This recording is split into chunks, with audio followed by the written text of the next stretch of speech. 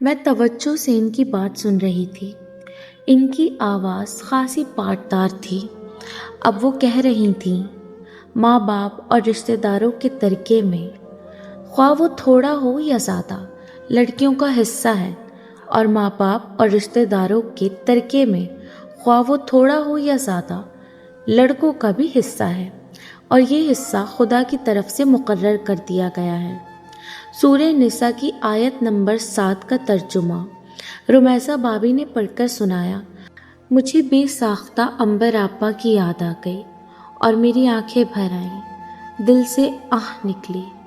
کاش بھابی آپ کو یہ ارشاد دہانی اس وقت بھی یاد ہوتا جب آپا بابل کے در پر بہت مان سے آئی تھیں اور انہیں تہہ دست لوٹا دیا گیا تھا۔ عنبر آپا ترکے میں اپنا حصہ مانگنے کے لیے رضامند نہیں تھیں کیونکہ وہ انجام جانتی تھیں، مگر پھر بھی اپنے شوہر قاسم علی کے اصرار پر چلی آئیں۔ قاسم بھائی کو اچھے بھلے چلتے کاروبار میں نقصان ہوا تھا۔ وہ نیا کاروبار شروع کرنا چاہ رہے تھے مگر رقم کچھ کم پڑ رہی تھی۔ آپا کو میکے بھیج دیا تھا کہ شاید کچھ بندوبست ہو جائے، اور جب عنبر آپا نے بھیا بھابھی سے بات کی تو گویا قیامت آ گئی۔ رمیسہ بھابھی نے آسمان سر پر اٹھا لیا، یوں جیسے آپا نے اپنا حق نہیں مانگا بلکہ ان کا حق چھین لیا ہو۔ توبہ توبہ، تمہاری ہمت کیسے ہوئی جائیداد میں اپنا حصہ مانگنے کی؟ آج سے پہلے خاندان کی کسی لڑکی نے ایسی حرکت نہیں کی، اور تم چلی آئی ہو منہ اٹھا کر اپنے نکمے میاں کے کہنے پر اپنا حصہ منہ پھاڑ کے مانگنے۔ عنبر، تجھے ذرا بھی شرم نہیں آئی؟ ارے میں پوچھتی ہوں کہ تمہارا نکما میاں نکھٹو دوسروں سے امید کیوں رکھتا ہے؟ خود کیوں نہیں ہاتھ پاؤں مارتا؟ اور اگر کما کر کھلا نہیں سکتا تو بیاہ رچا کر بچے کیوں پیدا کیے؟ بھابھی کی زبان آگ اگل رہی تھی اور آپا خاموشی کی چادر اوڑھے بھابھی کی باتوں کی تپش سے جھلس رہی تھی۔ جاؤ کہہ دو قاسم سے، 1 روپیہ بھی نہیں دیں گے ہم اسے۔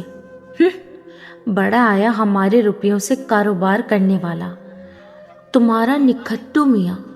رمیسہ بھابھی نے نہایتی سفاک دلی اور تمسخرانہ انداز میں کہا۔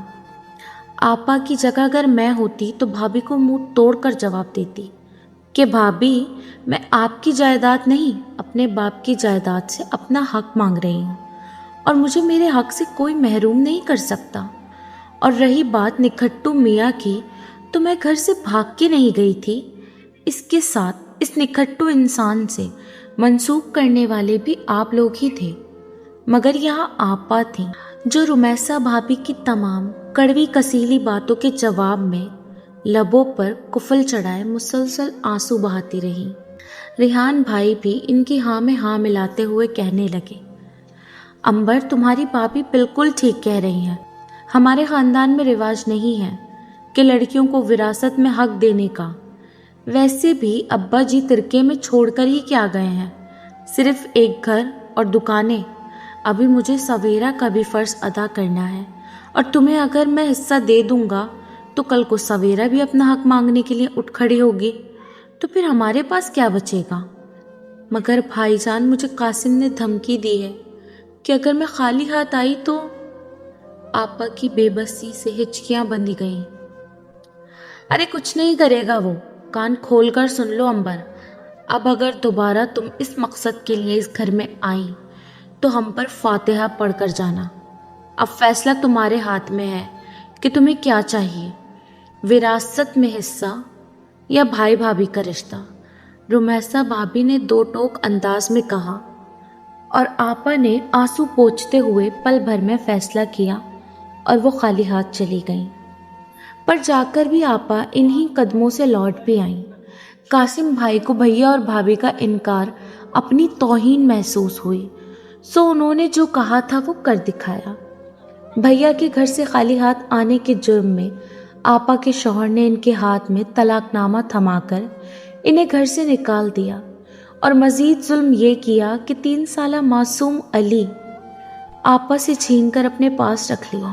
रोती पीटती आपा को भैया ने सब्र की तलकीन करके अपना फ़र्ज़ अदा किया और भाभी ने निहायत शफ़ाक़ दिली से बेटे अली को भूल जाने का मशवरा दिया और कहा, बच्चे के हुसूल का मुतालबा बंद कर दो, इसकी औलाद है वही पालेगा। हमारे पास वकीलों की फ़ीस के लिए ना तो इतने फालतू पैसे हैं और ना ही फालतू टाइम जो हम तुम्हारे और तुम्हारे बच्चे के खातिर कोर्ट कचहरी के चक्करों में बर्बाद करें। चलो फ़र्ज़ करो अगर तुम्हारा बच्चा तुम्हें मिल भी गया तो कैसे परवरिश करोगी इसकी? तुम्हारे पास कौन सी कोई डिग्री है जो कोई तुम्हें नौकरी देगा और तुम कर लोगी?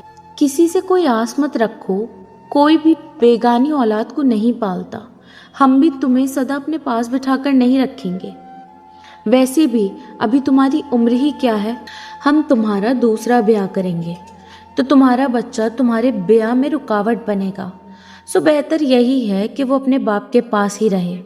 अभी तो एक दिन भी ना हुआ था आपा को आए हुए और अभी से इन्हें आपा के दूसरे ब्याह का भी फिक्र सताने लगी थी।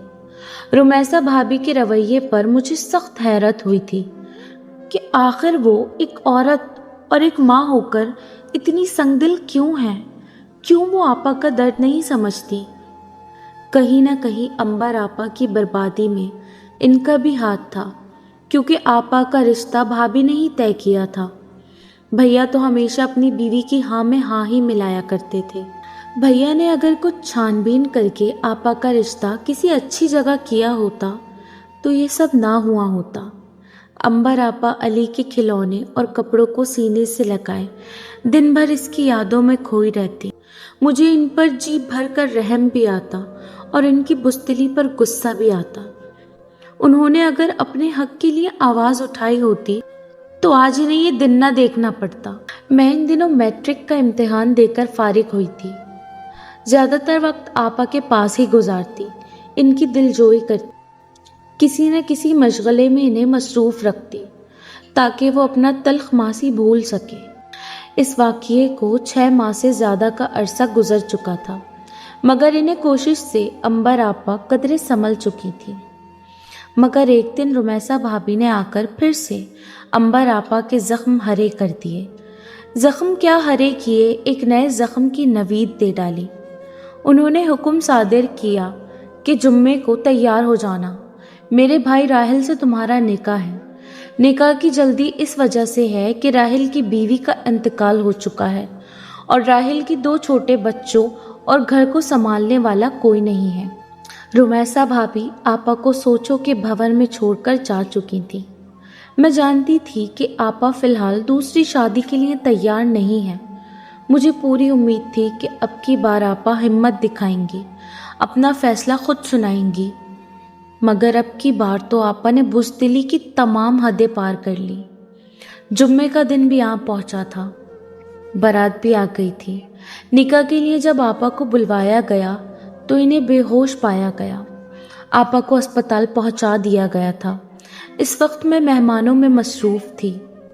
इस सारी सूरत हाल से बेखबर थी कि रुमैसा भाभी मेरे पास आईं और मुझे अंदर ले जाकर कहने लगी, अंबर ने ऐन निकाह के वक्त इस रिश्ते से इनकार कर दिया है। अब दोनों घरों की इज्जत सिर्फ तुम्हारे हाथों में है और अब तुम्हें ही राहिल से निकाह करना होगा। मैं जो बड़ी बड़ी बातें किया करती थी इस समय मर ही तो गई। मेरे अंदर आपा की रूह समा गई थी। मैं सवेरा जो हक बात कहने का हौसला रखती थी, जो जी चाहता था वही करती थी, मगर जिंदगी के इस मोड़ पर आकर अपनी तकदीर से हार गई थी। अपनी तमन्नाओं का गला दबाकर रुमैसा भाभी के सामने सर झुकाकर बैठी थी और 2 बच्चों के बाप की मनकूहा बन गई थी। निकाह के कुछ देर बाद घर में कोहराम मच गया जब अस्पताल से आपा की लाश लाई गई। अबीरा ने खुदकुशी कर ली। जंगल की आग की तरह ये खबर हर तरफ फैल गई थी। एक कयामत के बाद दूसरी कयामत मुझ पर टूटी। बज़ाहिर मौत सिर्फ आपा की हुई थी, मगर मैं जानती थी इस रोज़ भैया के घर से 2 जनाजे उठे थे। एक मैयत को खाक नसीब हुई थी, تو دوسری کو اپنے وجود کی تربت۔ آپا کی موت کے صدمے نے میرے ذہن پر بہت اثر ڈالا۔ میں ہر ایک سے بدگمان و بیزار رہنے لگی۔ راحل سے بھی شاید نفرت کرتی تھی میں، مگر میری توقع کے خلاف راحل بہت اچھے انسان ثابت ہوئے۔ میری تمام تر گستاخیوں کو انہوں نے بہت تحمل سے برداشت کیا۔ یقین نہیں ہوتا تھا کہ وہ رمیسا بھابھی کے بھائی ہیں۔ ان کی پرخلوص رویے نے میرا دل جیت لیا۔ وہ اس بات سے لا علم تھے کہ مجھے ان کی زندگی میں زبردستی شامل کیا گیا ہے، اور جب انہیں علم ہوا تو وہ بہت نادم ہوئے۔ وہ مجھے میری خوشیوں کی خاطر بخوشی آزاد کرنے کو بھی تیار تھے، مگر میں خود غرض نہ تھی۔ راحل کے بچے مجھ سے بہت مانوس ہو گئے تھے۔ وہ مجھے ماما جانی کہتے تھے، تو میں کیسے دوبارہ ان سے ان کی ماں کو جدا کر کے گناہ گار ہو جاتا۔ سو میں نے ان معصوم فرشتوں کی خوشی میں ہی اپنی خوشی ڈھونڈ لی اور سب کچھ بھلا کر راحل کے ساتھ زندگی کا آغاز کر دیا۔ بہت جلد ہی میں محبت اور خدمت سے سب کے دلوں میں گھر کر چکی تھی، سب کو بدل چکی تھی۔ میں نے بھی راحل اور بچوں کی جانب سے ڈھیروں محبتیں سمیٹی تھیں، اور ابا جی یعنی میرے سسر تو میرا دم بھرتے نہ تھکتے۔ ان کی اتنی محبت مجھے اکثر اشک بار کر جاتی۔ زندگی چین سے گزر رہی تھی کہ ایک دن ابا جی کو فالج کا اٹیک ہو گیا اور وہ چارپائی پر ایسے پڑے کہ پھر کبھی نہ اٹھے۔